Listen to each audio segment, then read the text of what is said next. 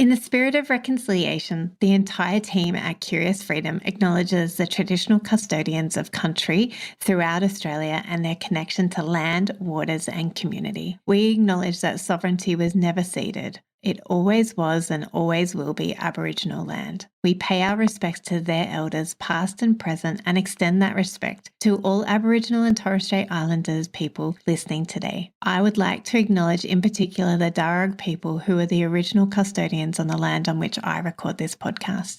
Thank you for showing us what Curious Freedom can look like.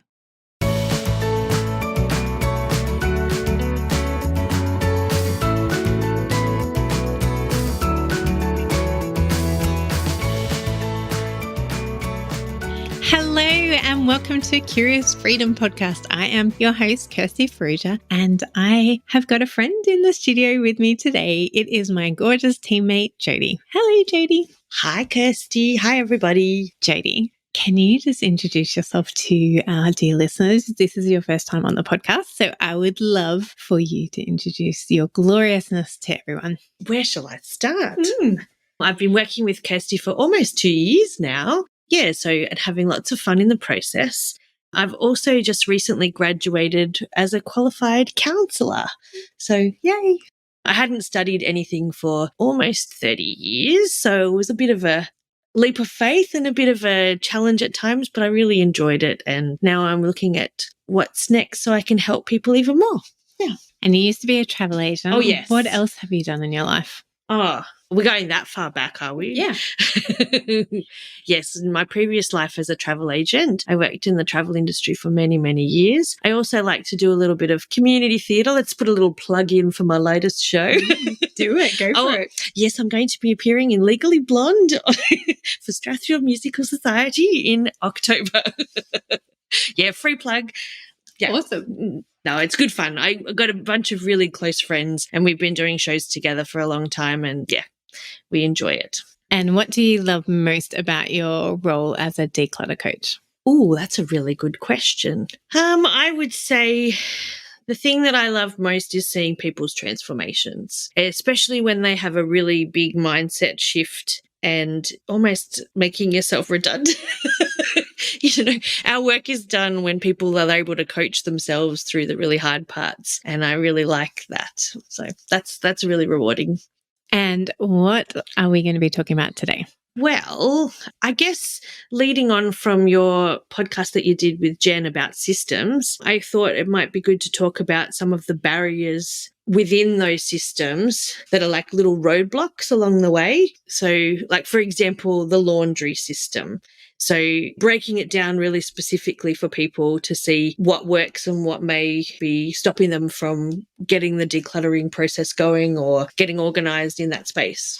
Yeah, and that's what I loved about your idea is that you're like, yep, we can create a system, but let's look at the roadblocks that we face when we're creating a system or when we have a system in place. Where does it fall over? Yeah. And let's dig into that, try and understand why it's fallen over and brainstorm around what it is in your unique home, in your unique family, in your unique makeup that might be the inhibitor of that system working. So on that note, why don't we start talking about the laundry? Yeah. Okay. So if you break it down to the laundry process, it's kind of simple where you've got to collect the dirty clothes, wash the dirty clothes, dry the dirty clothes, dry the clean clothes, and then put the clean clothes away and then rinse and repeat forever, like Groundhog Day. Yes. But in that system, there's always little pain points. And for each family, it's going to be different. So for my family, I live alone with my cat. So what works for me is I have the laundry's downstairs and my bedroom's upstairs. So I have my hamper in my wardrobe and I have one that has 3 sections separated so I can separate lights, darks, and seasonally, whether it's jumpers at the moment or towels or delicates or whatever it is. And it triggers for me that I need to take it down to do a load of washing when one section's full. And that's what works for me. And so Kirsty, over to you. What works in your family?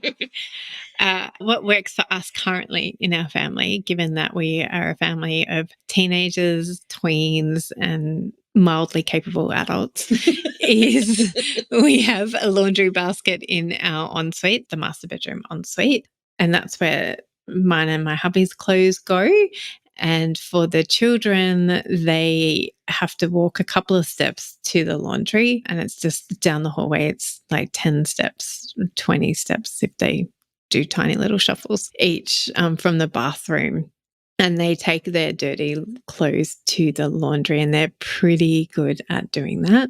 However, I am heading into serious teen years, and I suspect that there is going to have to be a little bit more checking in the rooms to make sure that are those clothes on the floor clean or dirty. Mm-hmm. And I'll tell you more about that issue when we get to the clean clothes putting away points. Yes. So, but that's how laundry works in our house, the gathering of the dirty clothes.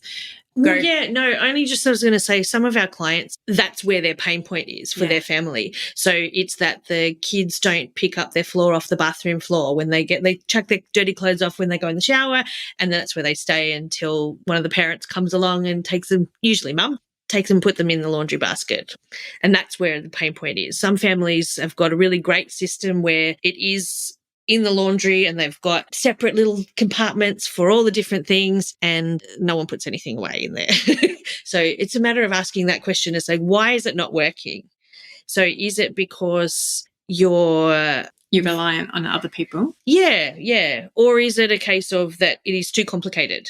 Like, does the whole family understand the system that you're trying to implement? Like, it's great if you've got a laundry basket that's got the lights and the darks go here and this go here. Is your system too complicated for the kids to follow? Or would it be better served to have a small hamper in the bathroom for the kids' bathroom so that they can put all their dirty clothes in there and then you're just taking one item rather than everything? You've got to work with what's working for your family. But yeah, what other solutions can you think of, Kirst? Yeah, and I think that is one of the issues, is like figuring out, is this system working for us and why is it not, or why is it? So looking at why isn't it working.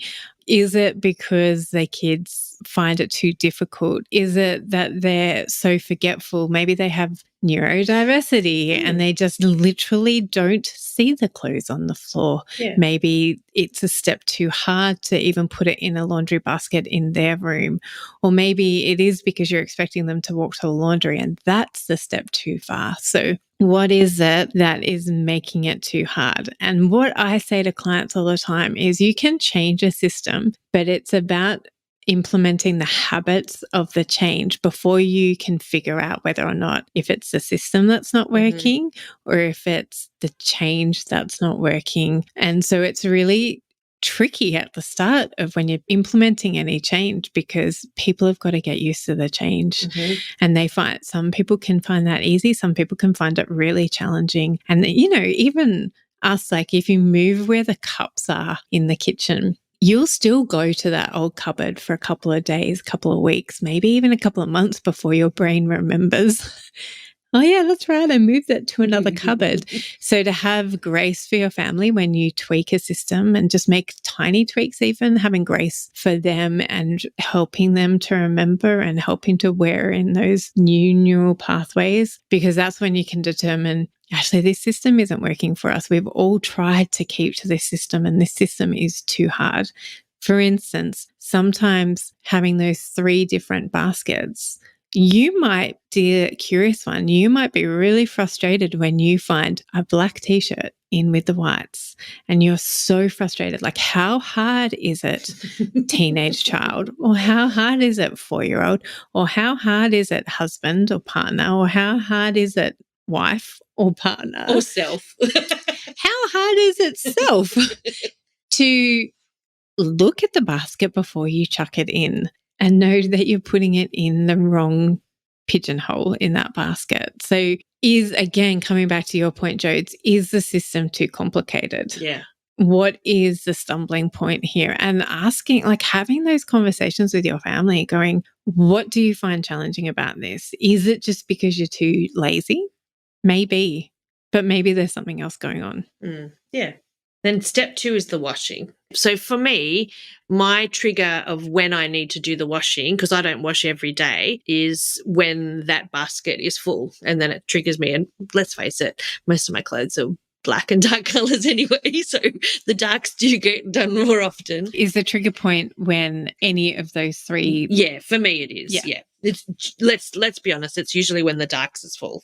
And then I will do a couple of loads and that's it. At that point. And it's maybe depending on what I'm wearing, it's sort of maybe once a week or thereabouts, every 5 to 7 days or so. And so I don't need to habit stack per se to do it every single day, because that's when it triggers it for me, and it's a pretty easy process. Some of my clients will be washing every day because of the volume that they're going through for their families. And then it's a case of, have you had the discussion with your family as far as who's responsible for seeing that it's ready to go? Is it just a set time of the day that works for that family? And do they need a reminder? I know I often work with a lot of parents that have got kids with neurodivergence, that once again, those reminders are really needed, So yeah, having a system in place in those sort of circumstances, having a regular routine is probably really, really important, So yeah. Who does the washing in your family, Kirsty?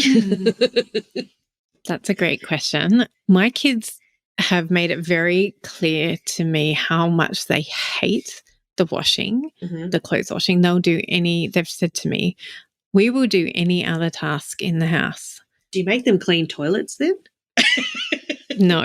No? Oh. Not yet. I'd be cashing in on that I one. know, I should. But for now, in this season, they don't, and that may change, but they have said that they would literally prefer to do anything else but the clothes washing. And so Simon and I do the clothes washing, and it will just depend on who's got the most capacity. And let's be honest, who remembers, because we both have our own challenges in remembering. I forget to put them on, and Simon forgets to hang them out. So his study is right in the laundry. So he'll hear the beeping, because our machine makes a couple of beeps when it's finished. It's very passive aggressive, isn't it? It is, but it's not so passive aggressive that it keeps going to remind me. It only goes a couple of times. I wish it just kept buzzing until it got really passive aggressive.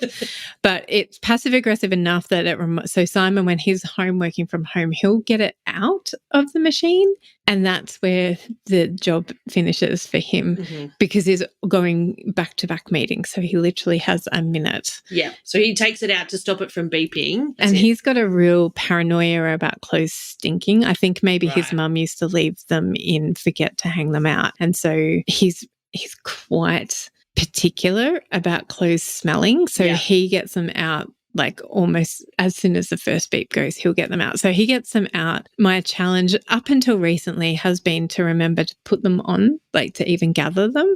But that has been something that I've been working on. So in this season of life, I get home from dropping the kids off and I go around the house only collecting from our bedroom, because the rest of the clothes are already in the laundry, and I'll put the load on.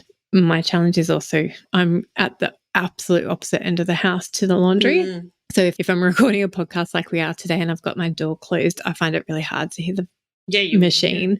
And for me, the job's kind of done when I put it on. Like, yay, I'm so proud of myself. I actually got the machine on. And my challenge is also getting them out on the line. But that's how it works in our house. And tell us how it works in a single person house. Oh, well, in my house, my machine's quite passive aggressively beeping at me.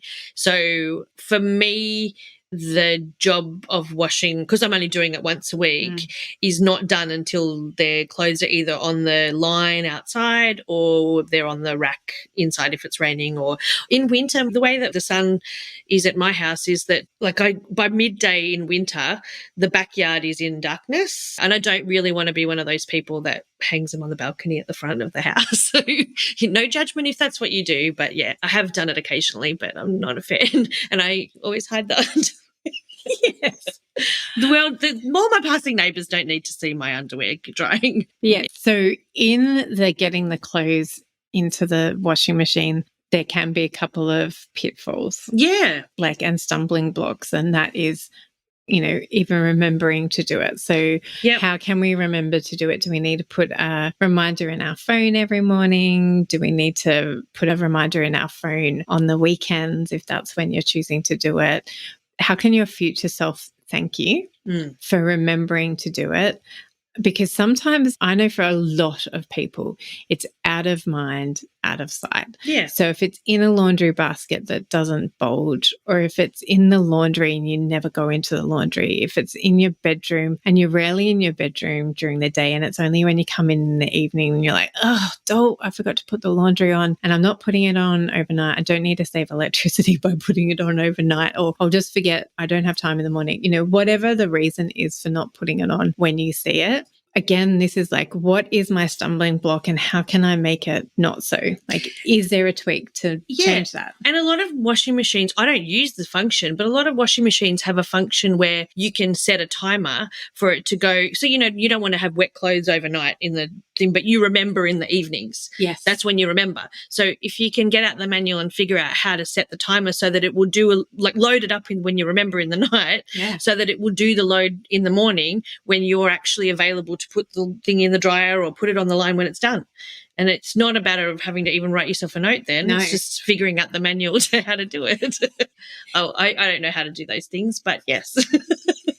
But I don't need to in my household at the moment. So, Whereas we have got that. It's easy. It's when do you want it ready? And you have to just tell it. Fancy. But you do have to think going, okay, I want it ready by 7:00 so that it beeps when I'm out making breakfast and I've got enough time to hang it out. So then you've got to go, it's 9:00. Yeah. What's 7:00? Oh, that's 10 hours. Okay, well, my washing machine tells me lies. It says it's got 15 minutes to go, and then you set your time and go, right, well, I'm going to leave at this time, so it's going to go.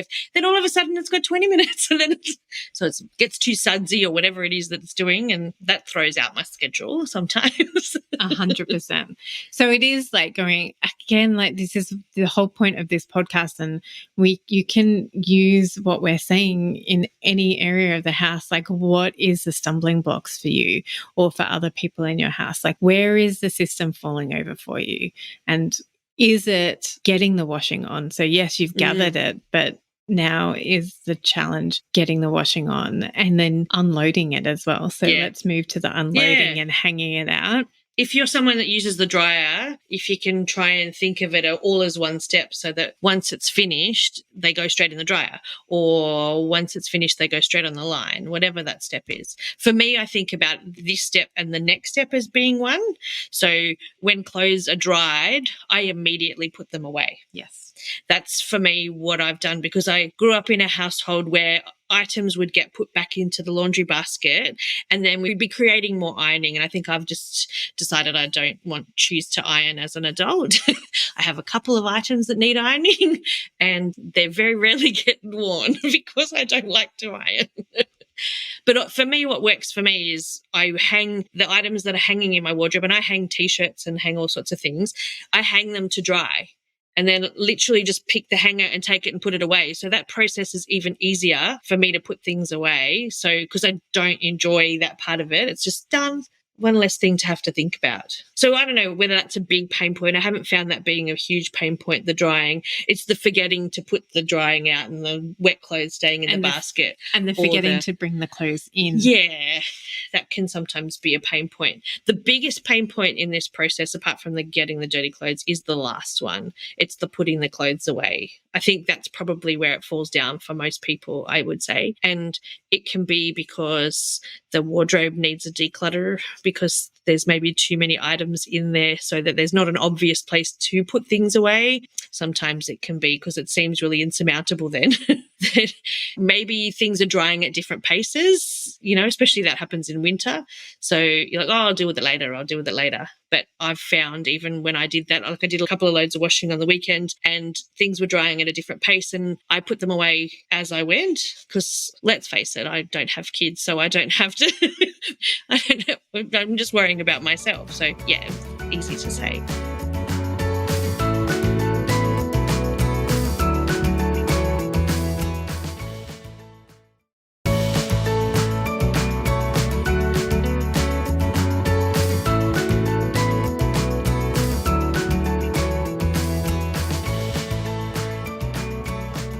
So you put your clothes away as soon as you feel they're dry, like when you're in the space to test if they're dry or not. Yeah. Somebody in our house does that. I, on the other hand, choose to wait until either they're all dry or the majority is dry, like so that I'm not doing 5 loads. So we wash every day as much as we can.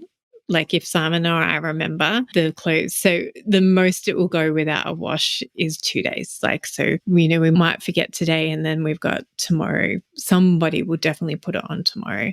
I know that let's just one step back. Sometimes a stumbling block is actually getting the clothes off the line, because I see this a lot with clients, is that the clothesline is far away from your eyesight. So if it's not hung inside, or even if it is hung inside, it could be done in your spare bedroom. And so you close that door. And particularly in winter, you might close the door so the heating dries it even quicker in an enclosed room.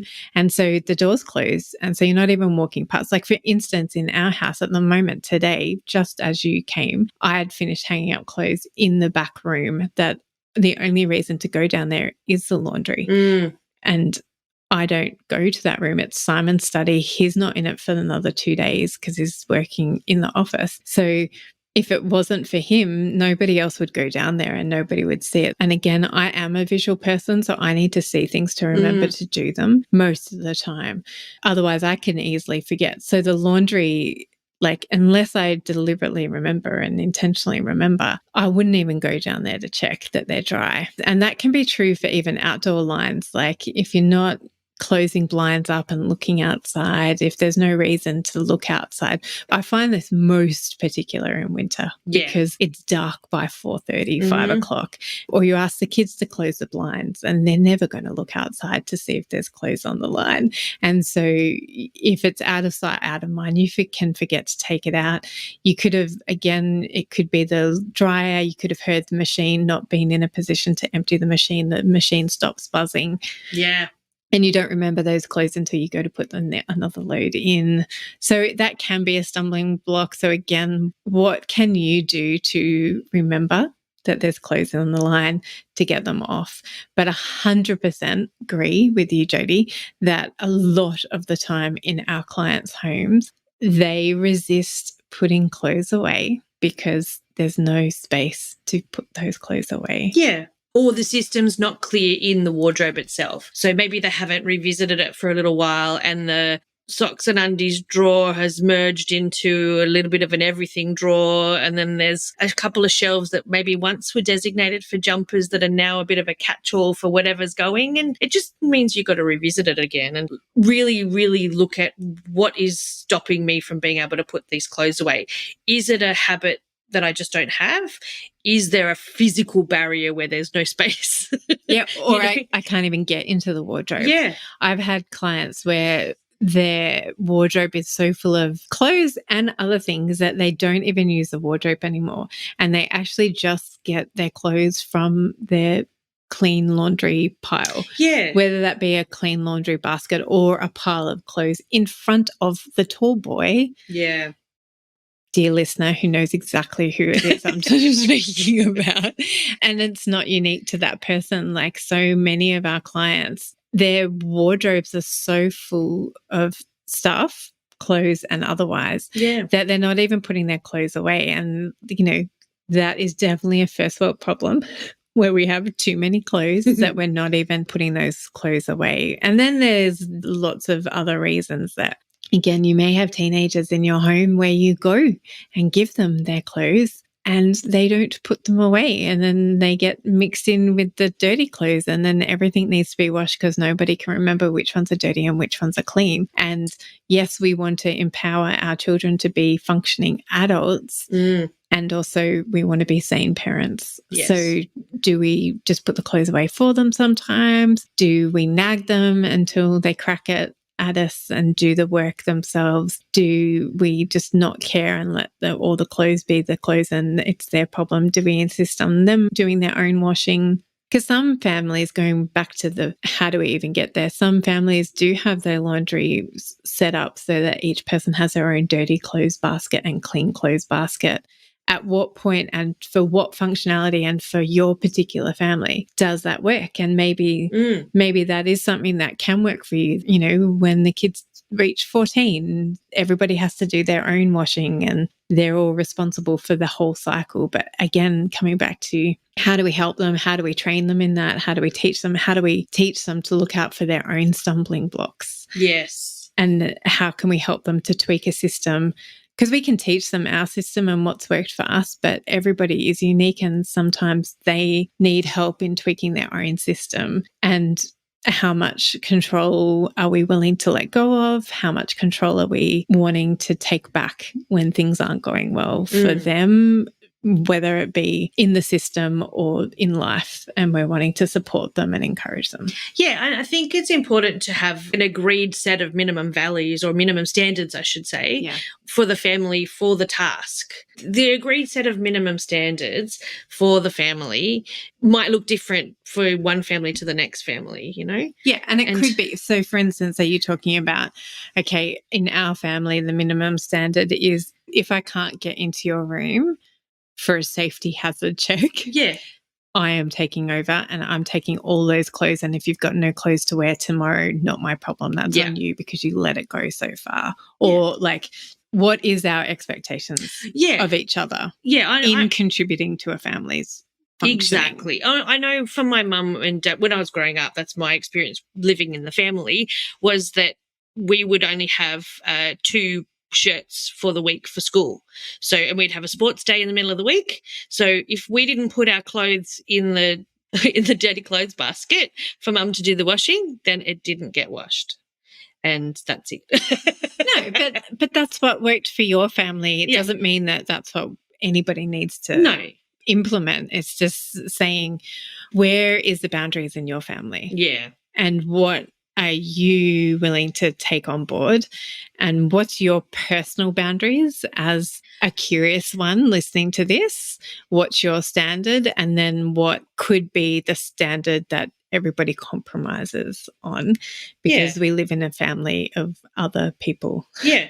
And we need to take into consideration other people, but that doesn't mean that their choices need to necessarily impact on our own choices. So for me, if I'm choosing to outsource to the children that job, if they're taking on everybody's clothing, like if that's their job in the family, then there needs to be expressed expectations so that just like your mum, if your clothes went in the laundry basket, that's on you, not on her. It's not her job to go scouring in your room for your dirty clothes. That was their expectation. And so if you're outsourcing this job to a partner or a child, let's set some agreed expectations so that we can hold each other accountable and we can hold a standard that works well for everybody so that nobody's having to wash their own undies at night. And drying them with a hairdryer. Yeah. Exactly. Before they go to school. Or work. Yeah. Or needing to go commando because they haven't done the laundry. Yeah, exactly. But as we said, one of the biggest pain points that we see is that cluttered wardrobe, cluttered tall boys, cluttered drawers. And so no wonder the whole system falls over, because one of the challenges that we have as human beings is we give up fairly easily on any system at any time. If we don't see the outcomes achieved, then we give up really easily. And that's not just me. No, that's everybody. You've talked about it too a lot of the time on the podcast in the past, where it's why it's so important to be up to date with all the laundry and have all of the clothes there when you're doing a declutter. Like, I know I've often gone into clients' homes and they haven't quite got to that stage and they want to do their wardrobe, but they're not getting a true and accurate picture of how many clothes they actually have because they're not up to date with the laundry when we're doing it. So then, great, we've got this many items of pants and this many items of tops and whatever, but there's 20 more in the laundry. So we're not getting a real accurate picture there. So I think just be really honest with yourself about how many you actually have when you're fully up to date. Or if you're the kind of family that aren't up to date with their laundry, because let's face it, it's always going to be perpetuating itself. Groundhog. Maybe that's okay. And maybe that's the case for you, that if you only do your laundry once a week, for example, maybe you do need 10 pairs of underwear. or whatever it is for your family. But if you're washing every day, you might not want that many, or whatever it is for you, that can work. Yeah. Yeah. And that's why whenever we talk about decluttering wardrobes, or what's the right limit to have in the wardrobe, or how many should I have, we always bring it back to, well, what's your laundry habits? Yeah. What does that look like? Are you a family that wash once a week? Cool. Have 10 pairs of undies or 14 pairs of undies. If you wash every day, maybe you only need enough to get you through a couple of days, or maybe you still need 10, 20 pairs of undies. But again, it comes back to the pain point. Like, it's all about your frustration and obviously the frustration of other people that you live with, if you're choosing to live with other people, because we're not islands unless we are. And we're choosing to be. That's where we find ourselves at the moment. We are choosing to live with other people. So that's natural consequences of those choices is compromise and learning to live together. So what is the pain points, and looking at those pain points and going, okay, what tweaks do we need to make? And if your frustration is in, I am really frustrated with myself because I never put these clothes away, look at why it is that you're not putting those clothes away. Another thing that we haven't quite spoken about yet, Jodes, is like sometimes we overestimate or underestimate how long a task is going to take. Yes. So sometimes we can say, oh, I just can't be bothered putting those clothes away because in my mind, it's going to take me half an hour to put everybody's clothes away. So yeah, we just want to encourage you to be realistic about how much time things do take you. Maybe it takes you, we've spoken about this heaps on the podcast before, maybe it takes you a lot less time than you think it is. So we encourage you to use a timer, record how long it actually does take you, and then let your future self be guided by that timer. So next time you're like, oh, it's going to take me too long, remember how long it actually does take you and see if you can't just squeeze that task in, because your future self will thank you. You will go, oh, I'm so glad I put that washing on, or I'm so glad I brought it in. I'm so glad I decluttered the wardrobe so I can actually fit my clothes in. So yeah, we've shared so much in this episode. And thank you, Jodie, for being on this podcast with me today. You are most welcome. I think the biggest thing to take away is that unless we're all going to become nudists, we're going to have to wash our clothes. So making a system that works for your family is really important. Yeah. And using what we've spoken about in this episode around looking at pain points and where things have fallen over, you can use that to apply it to other systems in your house and think about everybody in your house and how everybody works to tweak systems so that they do work for you and your family. And again, thanks, Jodes, for being on. I can't wait to have you back again. And listeners, if you got any pain points in your systems, then come on over to our Facebook page. We would love to hear about them and love for the community to help you remind yourself that you actually know all the answers and you have the answers within you. You just might need to verbally process it aloud on Facebook with the rest of us. We would love to have you in our Facebook community. You can find a link in the show notes. And until next week, dear curious ones, enjoy tweaking your systems. See you next week. Bye. Bye.